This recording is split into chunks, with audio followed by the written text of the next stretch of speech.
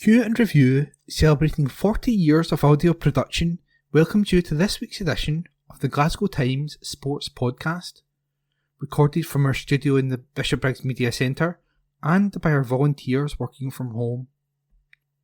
Keep up to date with Cue and Review news via our Facebook, X, formerly known as Twitter, or Instagram at Cue and Review. That's @CUEANDREVIEW,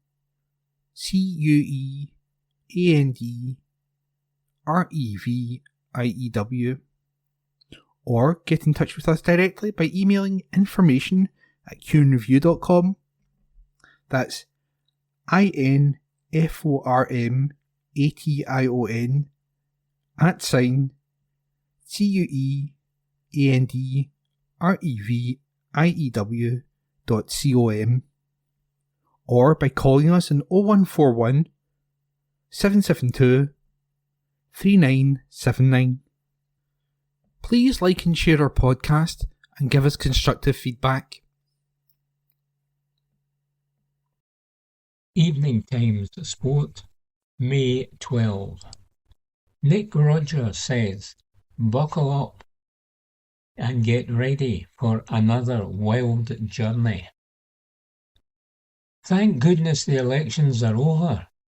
Having trudged into my local polling station with all the gusto of a cow that was being prodded towards the abattoir door, I took a look at the various candidates on the ballot paper and rather strangely was reminded of the words of J.C. Sneyd when he first encountered the stadium course at Sawgrass.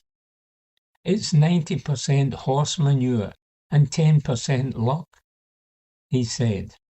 I held my nose and eventually scribbled an X down somewhere. At least now, we don't have to deal with the vast mountain of party paraphernalia that would get shoved through the letterbox on a daily basis. I don't know about you, but there were times when my vestibule in the house resembled the aftermath of a concentrated drop of propaganda leaflets by a squadron of bloomin' B-52s. It would have been easier to tidy the streets of New York City after a ticker-tape parade. Here, in the world of golf, meanwhile, I'm sure Jordan Spieth would get a good chunk of the vote if you asked folk which player they would like to see win the United States PGA Championship. The second men's major of the season takes place this week at Aronimink, and Spieth heads there, looking to complete the career Grand Slam. That, of course, is easier said than done, given the various and well-documented trials, tribulations, and injury-induced toil he has endured in recent years. There's possibly more chance of that bloke who stood for the Edinburgh Central seat dressed as a giant gannet becoming First Minister than there is of Spieth claiming the last leg of this rare and treasured quartet. We'll live in hope, though, and I'm talking about Spieth here, not the fellow in the bird costume. Having won the Masters and the United States Open in 2015 and the Open in 2017, this will be Spieth's 10th attempt at the elusive PGA title he needs to complete the full set. He certainly will not be among the big favourites, but where there's a will, there's a way. Rory McIlroy, after all, took 11 years to finally win the Masters and earn a career Grand Slam. You know that you're not just trying to win another tournament, you're trying to become part of history, and that has a certain weight to it, McIlroy once said of a burden that would buckle the legs of Atlas. It's not just history that's a millstone for Spieth, of course. His form and fortunes have weighed heavily too. While the relentless won't he surrounding McIlroy's green jacket crusade became something of an all-consuming Masters tradition. Spieth's slide from prominence means his own career Grand Slam quests at PGA Championships in recent years have not attracted anywhere near as much intense hullabaloo. He can almost fly in under the radar. Saying that, Spieth will always be judged by those stirring conquests of his early 20s, which propelled him into the pantheon of greats. As a result, his various stints in the doldrums tend to get magnified. There are not many hiding places in professional golf. Through the ups, downs, twists and turns that are par for the course in this fickle game, he has confronted his challenges with honesty, heart, hard work and patience. He remains candid and has retained his charisma. Spieth, whose last top 10 in a major was at the 2023 Masters, has not won on the PGA Tour since 2022. In that same 4-year period, Scottish Scheffler, his good friend since junior days, has won an astonishing 20 titles and will go after his own career Grand Slam in next month's United States Open.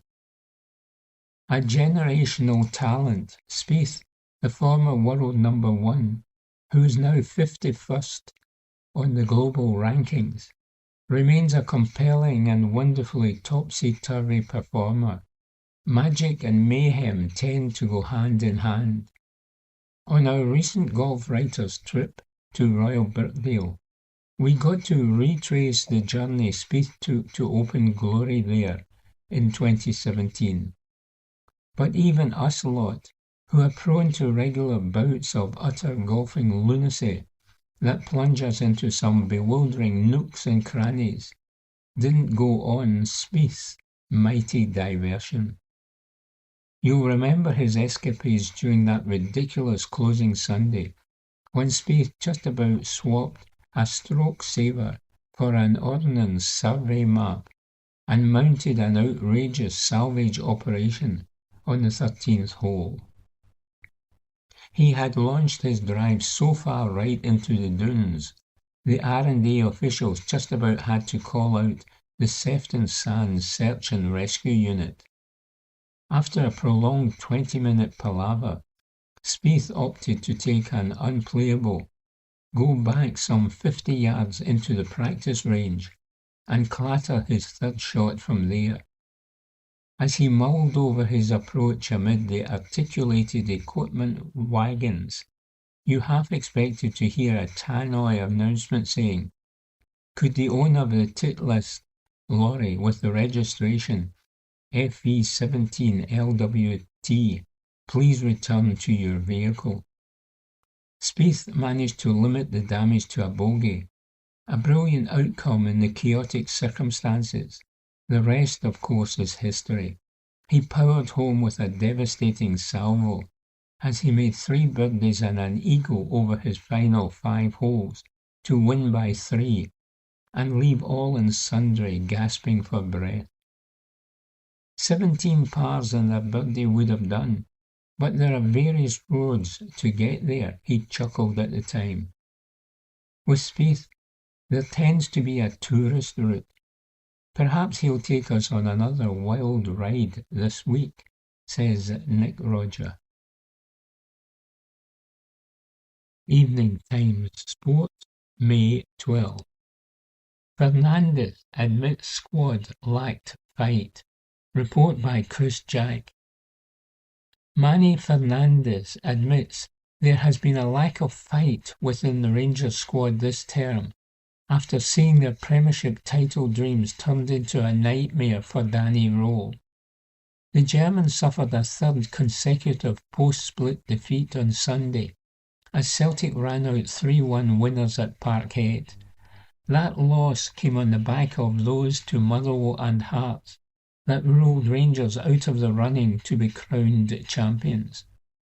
The performances and results over the last 3 matches have raised huge questions and concerns amongst a Scunnerd's support, and Fernandez has set alarm bells ringing by highlighting one potential cause for a wretched run of form and another failed campaign. I could not pinpoint an issue, Fernandes said, when asked for a reason behind the post-split collapse. I just feel maybe we needed to have a bit more fight. I cannot say we have been unlucky. I can take stick for it, because there are certain moments I probably should have defended better. But there is nothing I can really say about my teammates. I will probably just look at myself, if anything. Yes, 100%. I would totally understand if there were questions over a lack of fight. We knew it was going to be a fight. There were moments in games where we had fight. But in football, there are going to be moments where you are going to struggle and go under in the 90 minutes. I feel that as a young team, if we are going to grow, if we are going to struggle, you stick together and all defend together. Then, when you come out of it, you have opportunity to score. That is something we have to improve on. I obviously apologise to the fans, first and foremost. I feel there are still a lot of strong players here, young players. They are going to be in their second season, and now they can show they are really worth it in their second season, and they are going to fight. Roll has come under significant pressure from fans in the aftermath of the Derby defeat. Mikey Moore gave Rangers an early lead, but the visitors soon crumbled and 2 second-half goals from Dazen Maida won it for Celtic after Yang's equaliser. Concerns over the mental strength of many members of this squad have been long-standing amongst the Ibrox crowd. The final matches of the campaign against Hibs and Falkirk are meaningless in league terms, as Rangers search for answers on and off the park once again. This is going to happen when you lose 3 games in a row, Fernandes said on the question over mentality. I feel when it comes to the point where you could potentially win the title, people are going to question your mentality. Look, I don't think it has anything to do with the mentality. I just think there are moments where we need to do better. Sometimes this happens in football. Sometimes you come under duress, and we just didn't come through it. I wouldn't say it has anything to do with mentality. I don't look into what fans say about the manager, but I know about the manager 100%. I know that he got us through moments in the season where everybody thought the season was over and there would not be a title race for us. I feel maybe we went into it with the wrong mindset. I back the manager 100%.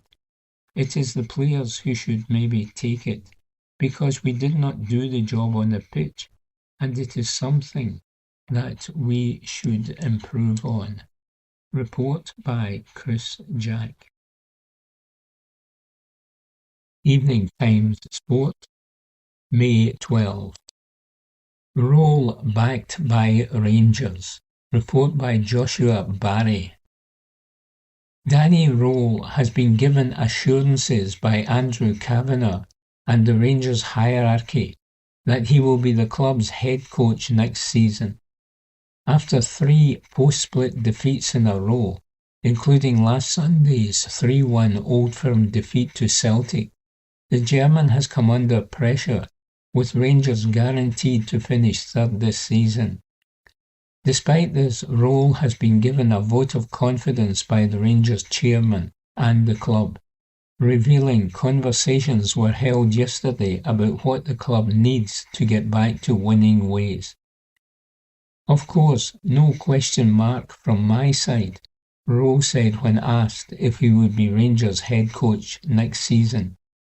Like I said 3 days ago, I had a choice when I joined the club, and it was about finding a club where you can win titles, have a demanding environment when you can bring something back to the club, and this is my focus.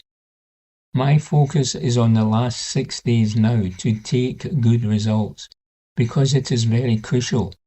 It is always about the first impression and the last impression, and the last impression at the moment is 3 defeats. We can work that we have 2 wins, then we go into the summer break. Yes, I have been assured by Andrew Kavanagh I will be here next season. I think the last 48 hours was, like I said, unbelievable. The support from the board, everyone around me, see a lot of positive things, but we're also critical of ourselves. I think there's no question mark. The most important thing, as I have said many times, we have to take all the information we need in the new season. I think you can imagine with Tavernier we lose the captain. It means for us, and this is a big signal for us as well, we need new leaders, more leaders for the dressing room, to set our standards, what we want in the training pitch, in difficult moments in the game. I think this is crucial, and this is a great opportunity to work on this. I had a conversation yesterday again with the club, and you can really trust me. I'm very clear, especially after the last 3 weeks, what we need to be top.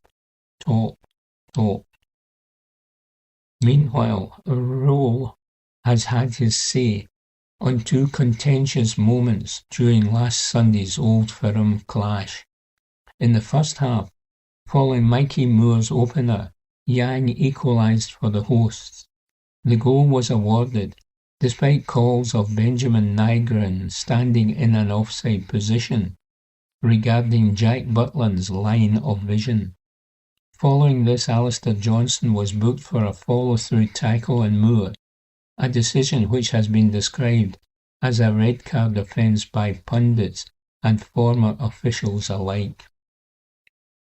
Said Rowe in his press conference regarding the 2 Old Firm flashpoints, "Yes, I watched it back, and I watched our game back against Motherwell at home. I think there was a similar goal, and it was offside. I don't know why it wasn't offside. And then when I saw the attack versus Mikey Moore, I think it was a strong one. Then you can think about it in these 10 minutes. It could be 1-0 and 10 men for Celtic. The club is moving forward and is having conversations with the Federation and with the referees. I think this is important, and this is also where we cannot accept everything in these moments. I know we are not the referee, but those were 2 decisions with big impacts in the game." Evening Times Sport, May 12th. Scotland's most successful female cyclist hangs up her helmet. Report by Susan Egglestaff.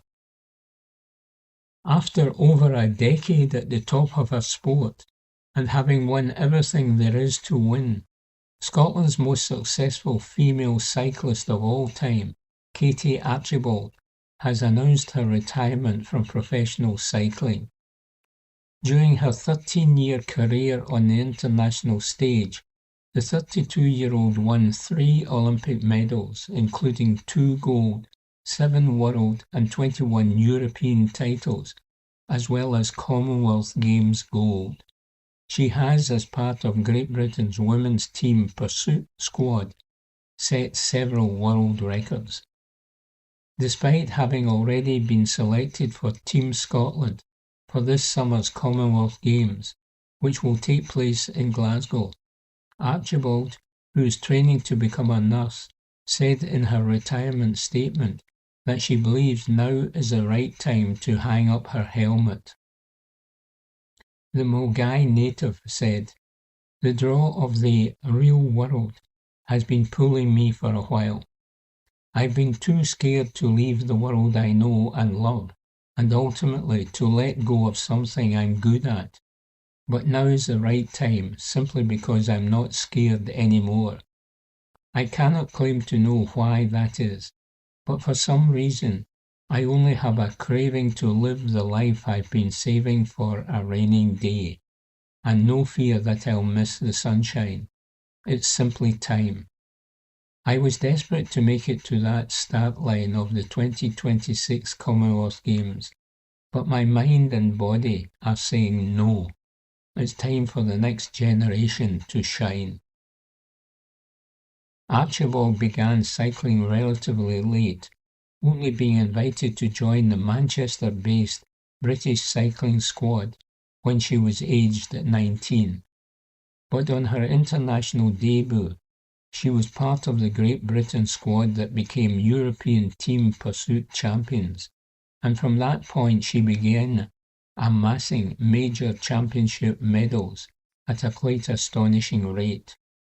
She leaves cycling having won 51 medals at World, European, Commonwealth and Olympic level, with her 21 European titles a record for any cyclist. Archibald's career, though, has not been devoid of obstacles.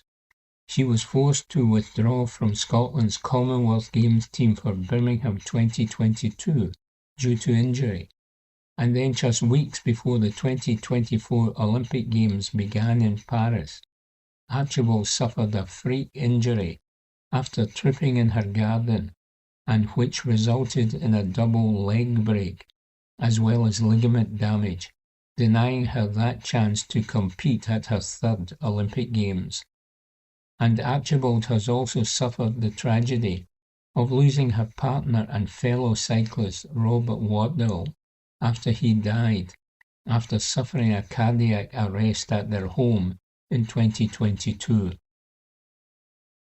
Archibald is keen to stress that it's not her nursing career that's forcing her retirement from cycling, but rather it's the knowledge that she's found something else that she loves that has given her the confidence to make the decision to step away from cycling. And she says, "I began my first year training to be a nurse last September, and I've fallen completely in love with the whole thing. When I let my friends and teammates know I was retiring from sport, they assumed it was because I was not coping doing both. The truth is, though, that there's still a lot of student in student nurse. I've had plenty of free time to train, and most of my classmates have jobs and families and commitments more taxing than mine. I really want to stress that the nursing training is not forcing me into retirement. At the same time, this thing that I'm just enamored with is making me excited for the future, and that makes this transition less scary. I just finished my first placement a couple of months ago, and it feels so special being someone people can trust when they need help. Part of that trust, of course, is knowing that nothing leaves the room unless they choose to share it. For that reason, I'm keen to step back from what little part of the public eye I am in." Report by Susan Egglestaff. Evening Times Sport, May 12. £2 million bid for Celtic player ahead of summer transfer window. Report by Mark Walker. Lech Poznan has made a cut-price £2 million offer for forgotten Celtic winger Louis Palma. The Honduran international is currently on loan at the Polish side, but his spell there will end soon, and he is due to return to Scotland this summer. Lech boss Niels Frederiksen insisted last week they remain interested in turning the loan into a permanent move, but the agreed £3.5 million deal would be Lech's record transfer and is too much for them. So they have instead offered Celtic £2 million to sign the 26-year-old. La Liga side Seville were credited with an interest in Palma last month after impressive form in the Polish top flight.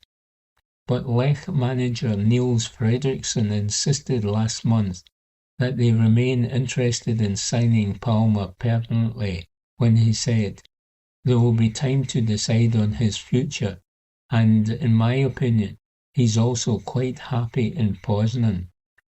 Palmer still has 2 years left on his deal with the Hoops. Meanwhile, Shin Yamada is on his way back to Celtic from his loan spell in Germany after his Preußen Münster side were relegated to Germany's third tier. The Japanese forward cost £1.5 million and was the only striker that Celtic paid a transfer fee for in the summer after he arrived from Kawasaki Frontale. He failed to find the net in 11 appearances for Celtic, mostly from the bench, and was shipped out on loan to German strugglers Preußen Münster at the end of January. Yamada has found form in Germany and scored 3 goals in his last 4 games against Schalke, Hanover and Darmstadt. But that was not enough to prevent his club from being relegated to the third tier of German football after a disastrous season, and he will head back to Parkhead and be back in Celtic squad for next season, where he has 3 years left on his deal. Preußen Münster manager Alois Schwartz said, "The loan players we have at the club will return to their parent clubs, and we will have a squad overhaul next season." Evening Times Sport, May 13. Celtic win award for exceptional playing surface. Report by Ryan McGinley. Celtic have been awarded the SPFL Pitch of the Season prize for 25-26, with head groundsman John Hayes and his team recognised for maintaining the top playing surface in the division. The award, determined by Pro Pitch, the league's nominated pitch consultancy, is based on data-led assessments carried out regularly throughout the campaign. It forms part of an initiative introduced at the start of the 24-25 season, aimed at improving standards across natural and hybrid pitches in the William Hill Premiership. Pro Pitch praised the consistency of the Parkhead surface across the season, particularly following investment made by the club last summer. A spokesperson said, "John and his team have consistently delivered an exceptional playing surface throughout the season. Following the club's investment in the surface last summer, the results have been evident across all 3 assessments, with the pitch presented in superb condition from both a playability and agronomic perspective. It is fully deserving of its accolades." Hayes welcomed the recognition, highlighting both the financial backing and the efforts of his staff when he said, "It is really satisfying to receive this award, and we are very grateful to be recognised in this way. We have again made significant investment into the pitch across the year, and, of course, this combined with the real hard work and commitment of my team across the season has been really important in our success. There are always significant challenges in ensuring a high-quality surface week in, week out, and my team works tirelessly to deliver the very best we possibly can for our players and ultimately for our supporters." Celtic manager Martin O'Neill also paid tribute to the work behind the scenes, emphasising the impact of a high-quality pitch and performance when he said, "I've known John for years, and he's always been the best groundsman around. I want to take this opportunity to congratulate John and his team for achieving such great recognition. They all do tremendous work in all weathers to give us the very best. And I am well aware of the challenges they face in producing a pitch of such high quality. We have enjoyed an excellent playing surface during the season, and I know this does not come easy. It is a result of a massive collective effort. Report by Ryan McGinley. Evening Times Sport, May 13. Scotland defender gets all clear to return to action. Report by Mark Walker. Scott McKenna has been given the all clear to get back playing after a pre-World Cup injury scare at Dinamo Zagreb. The former Aberdeen stopper missed Dynamo's recent matches after picking up a thigh injury. McKenna has been linked with a big money move to Celtic this summer and is a certainty to be included in Steve Clarke's World Cup squad. And Dinamo boss Mario Kovacevic has now revealed that McKenna is fit enough to return for his club's Croatian Cup final against Rijeka, and said, Scott McKenna is in the squad. He is back fully fit again, and his return is a big help for us.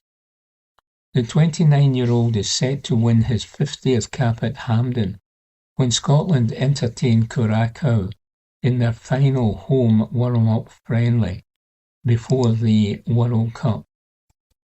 Meanwhile, Steve Clarke will name Scotland's squad for this summer's World Cup on Tuesday, May 19. The national team boss is set to select a 26-man group for the tournament, which will be staged across the USA, Mexico and Canada. Clarke has indicated he is still undecided over two positions, but has largely finalised the rest of his squad as Scotland prepared to make their first World Cup appearance since 1998. Scotland face Curacao at Hampden Park on May 30 in their final home warm-up match before travelling to the USA for a pre-tournament camp in Fort Lauderdale. A final friendly against Bolivia follows on June 6 in New Jersey. Their opening group game is against Haiti on June 14, 2 a.m. UK time, with Morocco next up 5 days later, 11 p.m. UK time, both in Boston. Scotland will conclude the group stage against five-time winners Brazil on June 24 in Miami. Evening Times Sport, May 13. St Mirren boss confident of club's survival. Report by Ryan McGinley. Interim boss Craig McLeish is confident St Mirren have what it takes to retain their William Hill Premiership status, despite being forced into the relegation playoffs after a 2-0 win over Aberdeen. Richard King broke the deadlock just before half-time with a clinical close-range finish from a well-executed set-piece before former Don Killian Phillips sealed the victory late on with a scrappy second. But Kilmarnock's win at Dundee confirms St Mirren will finish 11th, leaving them with no route to automatic safety. McLeish said, I'm confident in the group and how they will perform. If we perform like that tonight, we will have either Partick Thistle or Dunfermline doing everything they can to try and beat us. You cannot guarantee anything in terms of results, but what I can guarantee is what we showed tonight. The results have not gone our way, but we're not going to feel hard done by or make excuses for it. We now know what we face, but performances like that tonight, if we perform like that on our last league game on Sunday and the play-off games, we know that we are confident that we can remain in this league. Our group is going to fight until the end. Meanwhile, St Mirren showed that fight that was necessary in that 2-goal win at Dundee. They threatened first as Michael Mandron outmuscled Liam Morrison and squared for Phillips, who dragged his shot well wide. Aberdeen had to struggle to get a foothold in the game, with their main threat being balls into the channel, and St Mirren defence largely contained them. Perhaps the only real moment of quality of a poor first half came 3 minutes from the interval, when, after Dennis Geiger gave away a needless free kick, Mark O'Hara beat Jacob at Devaney down the line, and as Aberdeen failed to react, his low ball across was emphatically turned in by King at the back post. A bright start continued in the second period, and the Dons should have been level, as Olusi Yana held off Godzic and squared for Nisbet, who fired high and wide from 15 yards. But the Saints kept fighting, and Phillips turned home a second goal for the visitors after Mandron fizzed the ball into the area with 10 minutes remaining. Evening Times Sport, May 14. Tavernier's goodbye hangs over flat Ibrox. Report by Chris Jack. It was not the farewell that James Tavernier wanted or deserved. It was emotional and it was unedifying, as the captain said goodbye to Ibrox without kicking a ball. The episode overshadowed the evening. In terms of the action, Danny Rowe's side had come from behind as Theo Asgard cancelled out a Martin Boyle strike. In the last minute, Dane Scarlett snatched all 3 points for David Gray. It was the final blow for this Ibrox crowd this term. The end of the season cannot come soon enough. Here are the talking points from Ibrox. Tavernier says goodbye, but with a twist. The match programme had a wraparound cover with an image of Tavernier on the front and the message of "Thank you, Captain" on the back. Tavernier was quoted for the first time since the Instagram post that confirmed his departure from Ibrox. In that interview, he spoke about his greatest pride being that he had always been available to play for the team. "I've made a lot of appearances for the club, and am proud to have been inducted into the Hall of Fame," Tavernier continued. Winning the club's 55th league title, and then getting to the Europa League final as well, is something I'll never forget, because of the magnitude of that and the teams we had to beat. His farewell turned into a farce. Whatever the rights or wrongs, whatever camp you are in, it was sad for it to end in such a manner. Tavernier was informed that he would be starting on the bench, as Rowe picked Dujon Sterling at right back. It is believed that Tavernier was told he would play some part in the penultimate league fixture of the campaign, and be given a chance to say thank you to the Ibrox crowd. But the 34-year-old chose to pull out of the squad rather than take his place on the bench. A planned presentation with John Gregg still took place. 10 minutes before kick-off, a clearly emotional Tavernier walked down the tunnel for the last time. He took the acclaim of the crowd and embraced the greatest ever Ranger before departing with his name being sung. He left Ibrox early and under a cloud. Result means nothing. It was perhaps fitting that Rangers should say their own cheerio to Ibrox this term. In a whirlwind of comment and controversy, this has been a season like no other in the blue half of Glasgow, and that is saying something for a support that have seen it all over the years. A couple of weeks ago, the overly optimistic sections of the fan base had this match circled as a potential crowning moment for Roll's side. Others believed the German and assumed the title race would go down to the final 90 minutes of the campaign. Few would have foreseen the collapse that resulted in the penultimate outing being a dead rubber. It was still a headline-grabbing one, as the Tavernier situation dominated the agenda. Ultimately, the action and the outcome mattered little to Rangers after their third-place finish was confirmed with the defeat at Parkhead.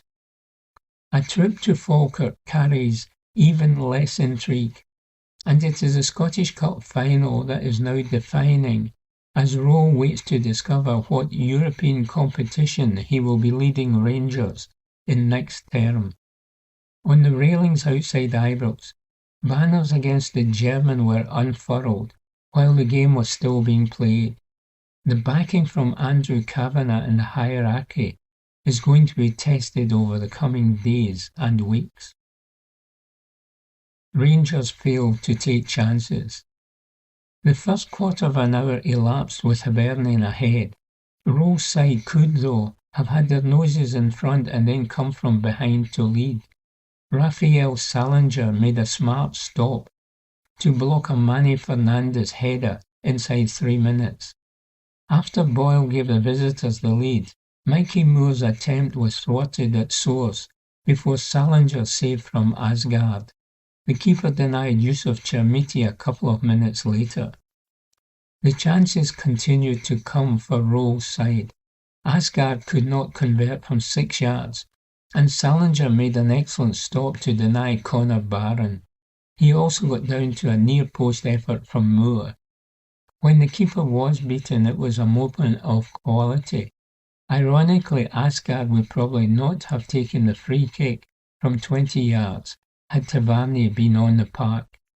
He made the most of this opportunity, though, with a wonderful strike into the top corner. Rangers were not great, but they were better than Hibs. Bojan Miovski should have scored minutes after coming off the bench, but he fired over from inside the area. Hibs win it late on. The deadlock was broken inside 5 minutes. Jordan Obita worked his way into a crossing position on the left and picked out Boyle. Leaving the striker with time and space 10 yards from goal is never a good idea. Unsurprisingly, Rangers were punished and were 1-0 down. It was as good as it got for the visitors in the first half. A couple of forays forward offered hope that they could add to their tally, but the second goal did not materialise. In truth, Gray's side could have no complaints about being level at the interval, with a Daniel Barlaser free kick as close as they came. This was written off as a meaningless match, but it still had some consequence for Hibs. A 4th place finish was still in their mind as they made the trip along the M8. Substitute Antti Suto fired into the side netting with 10 minutes remaining. It was one of their few attacks in the second period. Their next saw Scarlett advance down the left, and Butland saved before the keeper got a hand to the follow-up from Felix Paslak. Butland could not keep Scarlett's next effort out, as Hibs won it with just seconds to spare. Tavernier is not the only farewell. To say that Ibrox was subdued is an understatement. It was hard to know what to expect in terms of the attendance or the atmosphere. A crowd of 50,663 was confirmed, as Rangers bowed out at home this term. That was the number given, at least. There was emotion before a ball was kicked, as Tavernier took the acclaim from the stands for the final time. When the teams were announced, it was Moore who got the loudest cheer from the stands. Some of the names did not even receive a ripple of applause from a truly scunnered support. The goals from Fir Park and Tynecastle interrupted the periods of silence as fans kept each other updated on the latest twists and turns in the title race. 10 minutes into the second half, It was the corner of those in green and white that was celebrating, as news came that Celtic had taken the lead over Motherwell. Those that stayed to the end marked the efforts of Roll and his players. This will be the last time that many are seen. Regardless of who stays and who goes, it is obvious that next term must be much, much better. Report by Chris Jack. Evening Times Sport, May 14. Hearts McInnes could face SFA sanction. Report by Martin Macmillan. Derek McInnes could face Scottish FA scrutiny following his furious reaction to Celtic's late penalty against Motherwell, according to former Pigmall chief Keith Hackett. The Hearts manager was left incensed after a 97th minute spot kick secured a crucial win for Celtic, keeping them within touching distance of Hearts ahead of a decisive final day clash between the sides. Hearts had earlier beaten Falkirk 3-0, and a draw for Celtic would have left them 3 points adrift with an inferior goal difference. Instead, the late intervention narrowed the gap and intensified the title race. McInnes did not hold back in his post-match assessment, branding the decision disgusting and claiming his side were up against everybody. He said, "When they're checking a 96-minute penalty, you assume they are getting it. It's disgusting. We're up against everybody. It's so poor. They are very fortunate." Hackett believes that those remarks could now trigger disciplinary action, suggesting they go beyond the acceptable criticism of officials. He told Football Insider, "The statement calls into question the competence and integrity of the match official.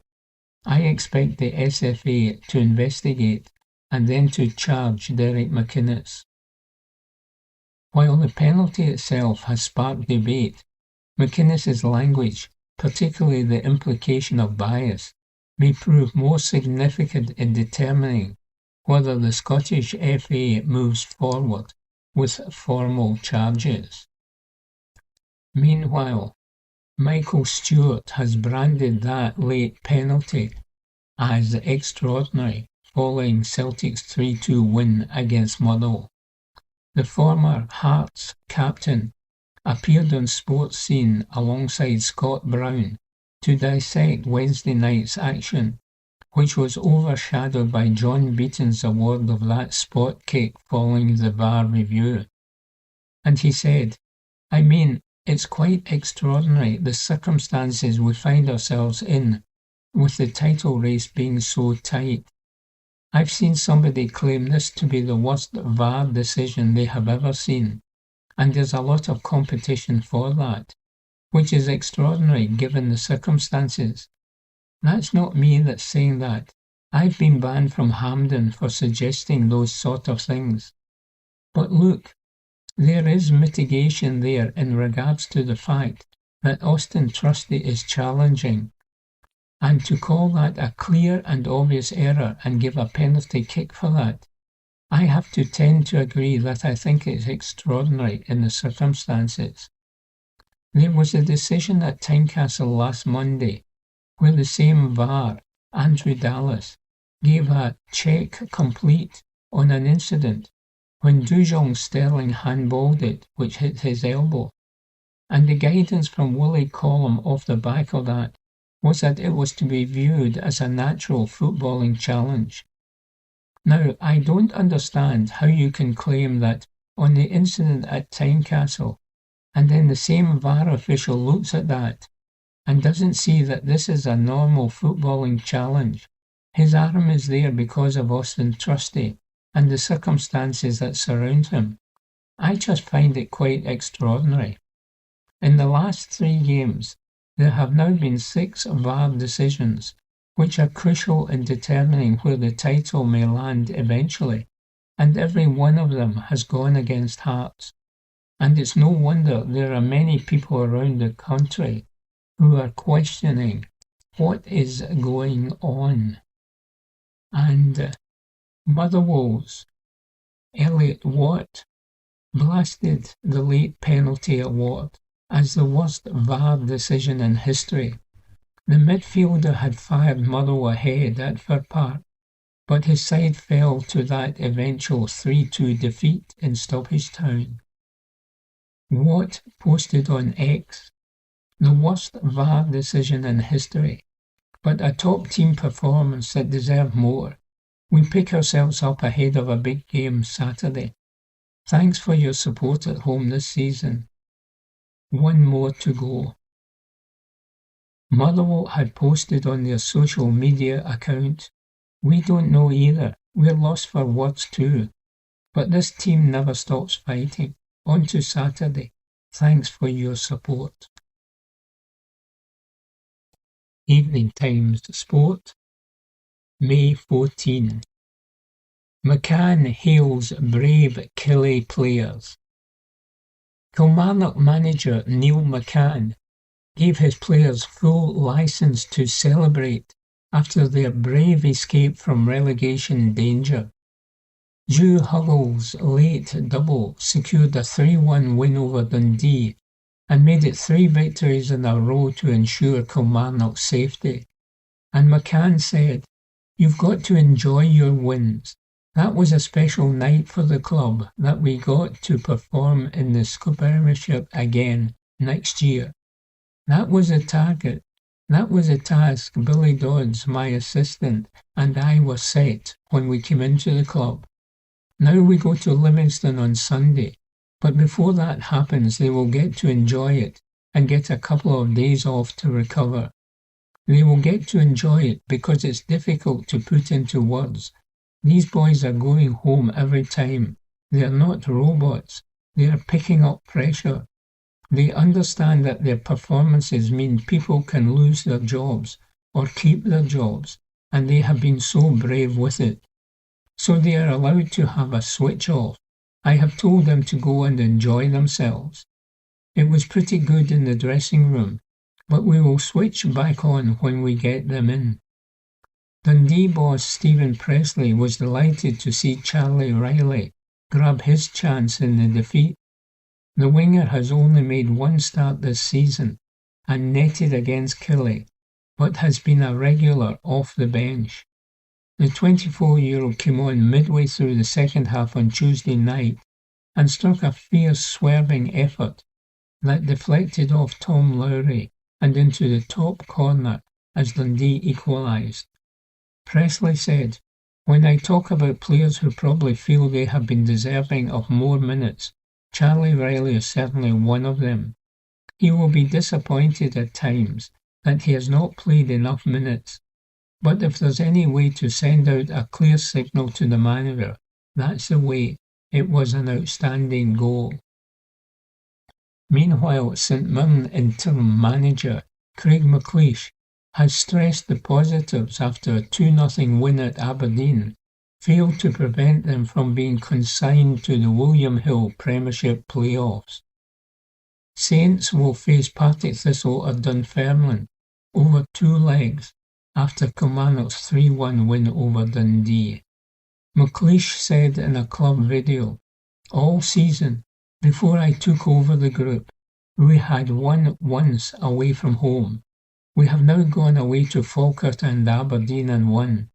Even bits like that are great for going into the playoffs, where you can go away from home and pick up results. That's all really big within the group. It is frustrating that we did not get it over the line, but we have won 4 games since Christmas, and I have been in charge of 3 of them, so that helps. I know I have made a positive impact on the group. I know the boys will take confidence from the wins we have had and the performances we have as well. It's frustrating because it feels like we have not had the rub of the green. We have created chances in all of the games and getting caught out on counter-attacks. We have scored some own goals, still have injuries piling up. I think it was 6 players that started in the cup final that I did not have available on Tuesday night. Meanwhile, Aberdeen manager Stephen Robinson saw nothing in the 2-home defeat that changed his mind over his summer plans. The Dons had secured Premiership safety and given themselves a chance of finishing 7th after collecting 10 points from 4 games, but they need to get a result at Dens Park on Sunday to avoid slipping to 9th. Robinson has said in a club video, "We have done what we came here to do, first of all, to make sure we were not in the relegation playoffs. But I am under absolutely no illusions. There is a lot of work to be done, big changes to be made and recruitment to be done. I don't think I was under any illusion. The standard of Aberdeen Football Club was not being met this season. I cannot be too critical because players have risen up under a massive amount of pressure." Evening Times Sport, May 14. McCoist calls for removal of VAR in Scottish football. Report by Martin McMillan. Ali McCoist has branded Celtic's controversial late penalty against Motherwell a horrendous decision and says VAR is turning Scottish football into a laughing stock. The Rangers legend hit out after referee John Beaton awarded a stoppage time spot kick following a VAR review, with Kelechi Iheanacho converting to seal a dramatic 3-2 win and send the title race to the final day. Speaking on TalkSport, McCoy said, "A horrendous decision that has embarrassed Scottish football. I'm just trying to think logically about why he'd make that decision. But are the VAR guys trying to tell us that it is a clear and obvious error? The way the ball comes off his head, it's not handball. We know it's not a penalty." He also warned of the wider damage to the game's credibility. "I spoke to 6 or 7 guys last night, and 5 of them mentioned the word corruption, which is unbelievable. We must get rid of VAR in Scotland, because it is making us look like absolute clowns. We are a laughing stock. It has tarnished what has been a very, very good campaign. Celtic can now clinch the Premiership title with victory over Hearts on the final day." Report by Martin McMillan.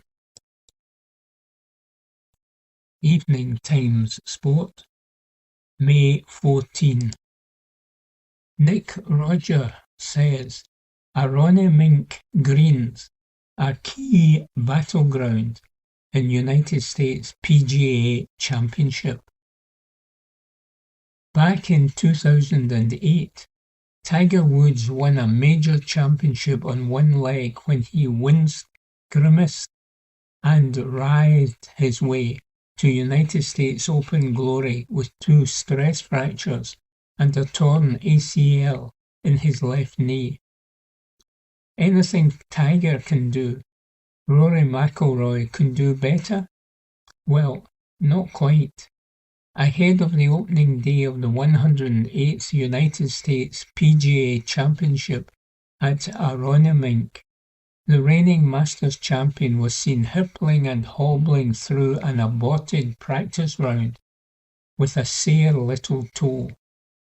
A blister under the nail is hardly on a par with Tiger's level of physical trauma, but it's still given the world number 2 a fair amount of jip.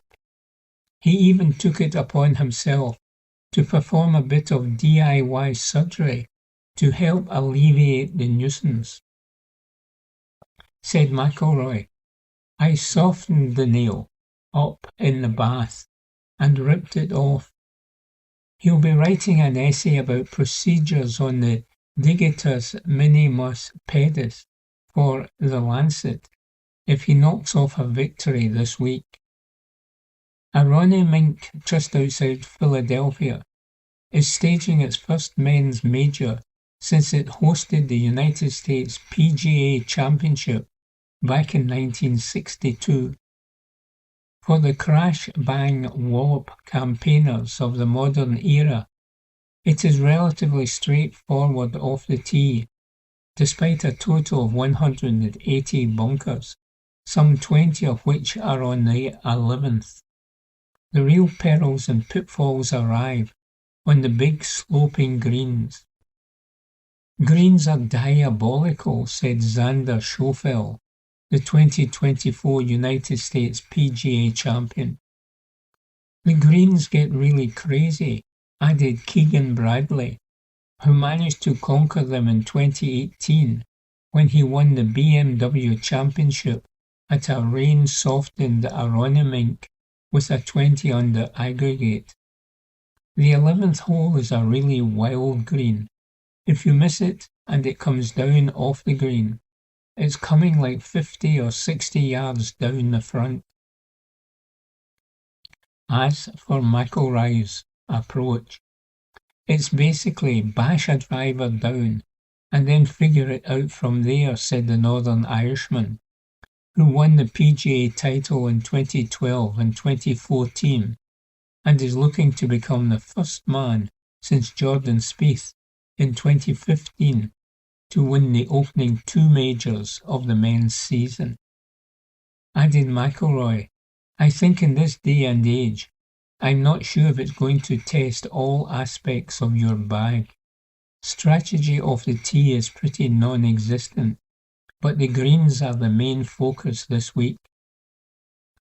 When Gary Player won the United States PGA title in this neck of the woods 64 years ago, the South African's winning score was 2 under. An old newspaper report of E-Day illuminated the player's final round strategy. It read, he took few chances. He hit for the fat part of the greens and made few bold birdie putt attempts. He was happy with pars, hoping his rivals would take bogeys in their drive to catch him. He was mostly right.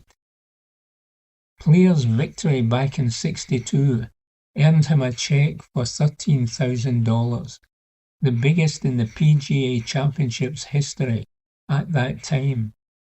This weekend's champion will collect over $3 million, but will he still be doing karate kicks at the age of 90, like the bold Gary? Scottish Scheffler defends the title he won by 5 shots at Quail Hollow last year, and the world number 1 is very much a man on a mission at Aronimink.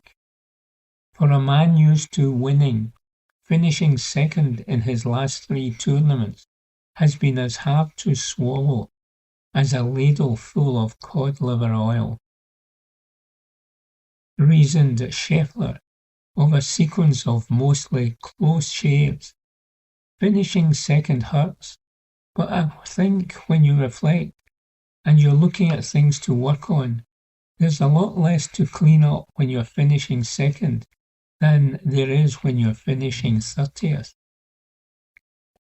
Scheffler was runner-up to McIlroy in the Masters. He lost to a resurgent Matt Fitzpatrick in a playoff at the RBC Heritage, and he finished second behind runaway winner Cameron Young in the Cadillac Championship. Said Scheffler, the 29-year-old could afford a philosophical smile about it all. Last week my wife said, "Hi Scotty, you're like the first guy in PGA Tour history to have 3 solo runners-up in a row." I'm like, yeah, it's probably because the guy that was playing that good figured out a way to win one of those. In this game, of course, you lose more times than you win. Getting the job done, though, is something Scheffler has been used to. When he landed his 20th PGA Tour title earlier this season, it arrived in just his 151st start on the circuit. Only Jack Nicklaus and Tiger Woods got to 20 wins in fewer events. With number 21, win would not come as a surprise this week.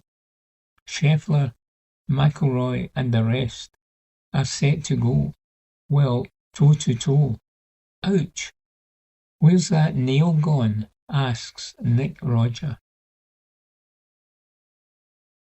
Evening Times Sport, May 18. Chris Sutton believes Roll could leave Rangers. Report by Martin McMillan. Danny Roll would jump at the chance to leave Rangers this summer if an opportunity arises, according to Chris Sutton. The Celtic hero believes the German is no longer the same confident, swaggering figure who arrived at Ibrox in October, with pressure mounting after a disappointing end to the season. Rangers finished 10 points behind champion Celtic and 8 adrift of Hearts, following 4 defeats in the final 5 Premiership matches, while Roll has also faced criticism from supporters over his handling of James Tavernier's exit. Despite Chairman Andrew Kavanagh offering public backing, Sutton reckons the 37-year-old could be tempted away amid reported interest from Bundesliga side Wolfsburg. Speaking on the warm-up, Sutton said, "I think a lot of the Rangers support won't like Danny Roll for the James Tavernier situation. He's been linked with Wolfsburg, and it wouldn't surprise me if that happens. With every passing interview, he's not the same confident, swaggering Danny Roll. I think if he got the opportunity to leave, he would, and maybe Rangers have to make a decision on him anyway.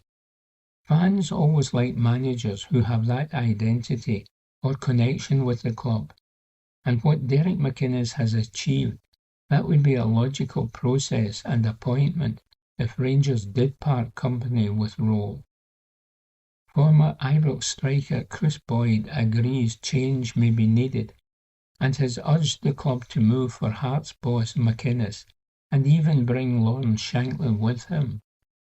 Boyd said, "If it's me, I would go straight to Hearts and get McInnes in that door. I'd also bring Shankland with him. Rangers need to get back to winning domestically because it's been embarrassing for a number of years. They need to get players that know how to win games of football in Scotland. Derek has been able to mould a team at Hearts, and he did it at Aberdeen as well, that can go, let's just win a game. It doesn't need to be pretty, you just need to find a way to get over the line. For me, Rangers have to click to win a game of football. I don't see them winning ugly. When the chips are down, they struggle.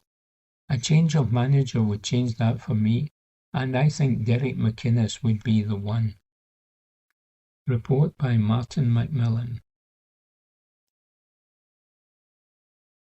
Evening Times Sport, May 18. Derek McInnes after that Celtic defeat. Report by Josh McCafferty. Hearts head coach Derek McInnes has given his first interview since narrowly missing out on the Scottish Premiership title. McInnes' side were within minutes of creating history at Celtic Park after Lawrence Shankland had given them the lead in the first half. After winning the Scottish Football Writers Association William Hill Manager of the Year, McInnes reflected positively on the campaign, but admitted Hearts will also have a grievance over how things ultimately unfolded. And he said, "In the cold light of day, when we look back, there has been so much positivity from where we were at the beginning of the season. You always start a season with hope and expectation, and I think we have exceeded all of that this season. So the intention now is to dust ourselves down and try and enjoy our break, but be ready for the challenges ahead. I fully believe that those challenges are going to be met with the enthusiasm from everybody at the club, the desire to improve and go on and try and be the norm for us to be challenging and trying to be competing for trophies on a more regular basis." I firmly believe that those expectations will be met as we go on. So I think this season's given us so much encouragement for us to reach 80 points, be involved in the Champions League qualifiers coming up in July, a club record, and so many positives from the campaign. We will look back and enjoy it, but we will also have that kind of grievance at times and that disappointment to try and spur us on to something greater. Hearts finished second in the Scottish top flight and will enter the second round of Champions League qualifying this summer. And McInnes added, "There will be more expected of us next season, and rightly so, but I do think it will give us even more belief and confidence with what we're doing. I think the team's played with a real attitude to win this season, which really has been demonstrated so often, and that pleases me no end, and we have to be that and a wee bit more again if we can go and try and lift silverware. Hopefully, we've given enough encouragement to so many other teams of what can be done. But I think if your whole club is operating well from top to bottom, and we've got that at the minute, we're still not awash with money, and we have to use what we've got wisely. But I think what we have got is the expertise, plenty of enthusiasm, and a real desire to drive the club on.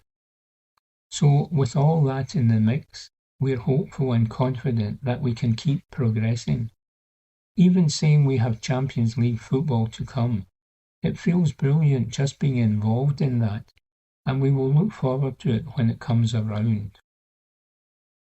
It is important we have a rest over the summer, but we also need to be busy and try to help the squad deal with those sort of games, and we will be determined when the game comes around, the Champions League qualifier, to try and make the most of that. I mean, it's obviously a long way into the Champions League from where we are, but we're in it anyway, and we're in the fight, so I think it will be exciting for the club when that date comes around. Report by Josh McCafferty. Evening Times Sport, May 18. More final day drama in ladies football. Report by Alison McConnell. For the second successful day, the champagne went uncorked at Tynecastle, well, Oriam to be precise. A potential title decider and a potentially historic day for Hearts should have warranted a bigger stage than the club's shared training facility. The small stand, which seats around 250, was full, while stragglers lurked behind one of the goals, peering over the wire fence to watch the game. As the league works its socks off to attract sponsorship and interest and to drum up attendances, the optics were poor for what was one of the showcase games of the season. That it should have been played at Tynecastle was an absolute no-brainer. Indeed, with Hearts goalkeeper Craig Gordon, no stranger to taking in the women's games at Oriam, rousing himself from his own title disappointment less than 24 hours earlier to show a commendable level of support, there is every chance that the Hearts season ticket holders would have taken the chance to turn out at the stadium looking for some kind of balm for their emotional weekend wounds. Quite what that support might have done for Eva Oled's side will have to be left unknown. As it stands, they have it all to do again next week. If there was contention over just where Hearts played Glasgow City yesterday, ultimately it mattered not a jot. The goalless draw meant that there was no title party to be had. The question now will be whether there will be one at all. If there is, Oled's side will have to hold their nerve as they take on Hibs at Meadowbank next weekend, as the Scottish Women's Premier League title once more comes down to last day drama. Rangers are just 2 points behind Hearts now, following their 4-0 win over Celtic at Broadwood. Glasgow City could adopt the role of party poopers for the second weekend on the bounce. They play Rangers on Sunday at Petershill. For Hearts, though, there will be a déjà vu sense that a glorious chance slipped from their fingers. They were nervous against City as they looked for the win that would have taken them over the line. Olid reflected after the game that there was an emotional element to the 90 minutes that had affected the players given the magnitude of what was at stake. Having never won the SWPL title before, there was a different weight to the game than they have negotiated before. And she said, it was difficult. The players were emotional because we know what we could achieve. It was a tough game. We know how good a team Glasgow City are, and they made it hard for us. There is a lot of pressure now on the games, but we have to take the positive side and take the point. The draw left Hearts in a weird, suspended state of not knowing whether they could be champions or not. After kicking off at 1:10 p.m, they showered and gathered as a squad in Oriam to watch Rangers beat Celtic in the 4 p.m. game. Olid was irked at the scenario, questioning why the games did not all kick off at the same time. The whole thing felt incredibly anticlimactic. Had Grant Scott's side taken even a point, then Hearts would have been crowned champions. As transpired, Rangers were comfortable winners. Katie Wilkinshaw netted twice, while Laura Berry and Maya Macaulay were also on the score sheet, as Leanne Crichton's side made it another unbeaten season against Celtic. It is March 2024 since Celtic last beat their rivals. Next weekend promises to offer further intrigue. Hearts stutter against City, and the recent momentum of Rangers has echoes of what has just transpired within the men's game, as chasers Celtic overhauled Hearts at the death of the campaign. Rangers had a chaotic start to the campaign, having lost a raft of first-team players, while Crichton took over just 10 days before the start of the season. They struggled for form and consistency, but all of a sudden will fancy their chances of claiming a title they won for the first time back in 2022. Olid's work this week will be on reminding her players of where they are and how they got there. By her own admission, the mental aspect of the preparations will be as key as the game itself. That, though, would be redundant with heads-to-heads, the metric, to decide where the title goes. Olid's side have beaten Rangers 3 times this term, so a point would give them the crown. We have to believe, she said. We have to look at how far we have come and how much we have worked to be in this position. It is not by chance. Next week will be just as difficult, but we have to get back onto the training ground this week. We have to prepare. Hibs, of course, would relish the chance to put a spoke in their wheel. Joelle Murray's side have beaten Hearts already this term. The chance to do so again with so much on the line will offer an added edge to proceedings next weekend. City manager Ross affirmed the psychology of being both so close and so far away in the hunt for a title. Said Ross, "We Hearts have been fantastic this season, but the hardest thing to do is take that last step. We were disappointed not to leave Oriam with all 3 points. I thought we were the better for large periods of the game. We dominated for points, but just couldn't find that cutting edge, which has been the issue for us recently. Report by Alison McConnell.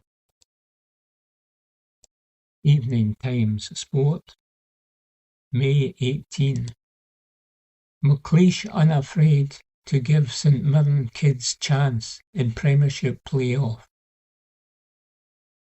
Craig McLeish insists he would have no qualms about throwing St Mirren's teenage prospects into the Premiership relegation playoff with Partick Thistle. The interim manager handed a first start to 16-year-old striker Luke Douglas and debuts from the bench to defender Thomas Falconer and forward Caden McMillan, both aged 17, in their 1-1 draw with Dundee United. McLeish has worked with all three players in the club's academy and believes they would thrive under the pressure of trying to keep the club in the division. He said, "I have sat on the other side of it in games like this at the end of the season and maybe had things to say about managers and other clubs after looking at team lines and seeing no young ones were playing. So I cannot get into this position now and then not give boys opportunities. I've worked with them, I know them, I love them to bits, and I trust them so much. I have to then be brave enough to put them in, and I have no hesitation about putting them in either." Luke got a standing ovation at the end, and rightly so. People might be a wee bit surprised at a 16-year-old kid playing like that, but I've worked with Luke since he was maybe 8 or 9 years of age. I've got no hesitation throwing him in, playing him, bringing him off the bench, especially if you need a goal, if you need a spark. I know the level he's at. He's magnificent and he's a great kid to work with as well. McLeish was frustrated that St Mirren could not deliver another win ahead of the playoff after Jake Young cancelled out Zach Sapsford's opener for United. But he believes he and his players need to embrace the challenge of keeping the club in the top flight. And he added, "It's 2 massive games. We cannot feel pressure or anxiousness or nervousness with it. We have to have confidence and be excited about it and look forward to it." Dundee United knew before the game that they would finish 7th regardless of the outcome, and manager Jim Goodwin admitted the team had not quite hit the highs expected of them this season, and added, "I know there's a bit of disappointment among our supporters, and there's certainly disappointment in the group because we missed out on that top 6. I think with the achievement of last season finishing 4th, naturally the expectations go up with that. We fell short of that." Meanwhile, Neil McCann thanked the Kilmarnock board for its backing as he rounded off a successful survival campaign with a 4th William Hill Premiership win in a draw. McCann, appointed in January to replace Stuart Kettlewell, oversaw a 4-1 victory at relegated Livingston as the feel-good factor carried on for Kilmarnock, having clinched safety in midweek. The goals in West Lothian came from his mid-season window recruits, 2 from Joe Hoggle, Nicky Clasenoso and Lone Star Finlay Curtis, and McCann stressed the spark from those signings was crucial in helping him lift the winter gloom in Ayrshire. Said McCann, "I was fortunate to get a club like Kilmarnock, whose board are so supportive, helped us in January and let me get on with my work. Hopefully they feel a bit of pride with their reward for digging into their pockets and going beyond the budget to help the group." Steve Clarke's record of 4 wins in a row in 2018 is a good one, because he was exceptional at this club. He was one of the people whose counsel I sought about what I was walking into. Dundee's late goal for a 3-2 win over Aberdeen denied Killie 9th place and extra prize money, but McCann was pleased at the performance and finishing the campaign on a high. And he admitted, "We are a bit disappointed we could not get 9th. People said it was a dead rubber game, but we went aggressive to go and get 9th. I thought we were absolutely exceptional at times. We have built a nice platform now. We don't celebrate 10th, but celebrate where we've come from and where we got to." Livingston, who have signed Motherwell winger Sam Nicholson, need experience at the helm next season, according to stand-in boss Scott Arfield. Livy won only 2 league games all season and face another championship slog. Said that the 37-year-old Arfield, who wants to continue playing next season. In terms of managerial appointment, this club needs a leader that's been through it. The Championship is a hard division, and they need a manager that's probably done it before, probably won it, and wants to do it again. That concludes this week's edition of the Glasgow Times Sports Podcast. Please remember to subscribe to our channels at Q and Review and to tell your friends about our service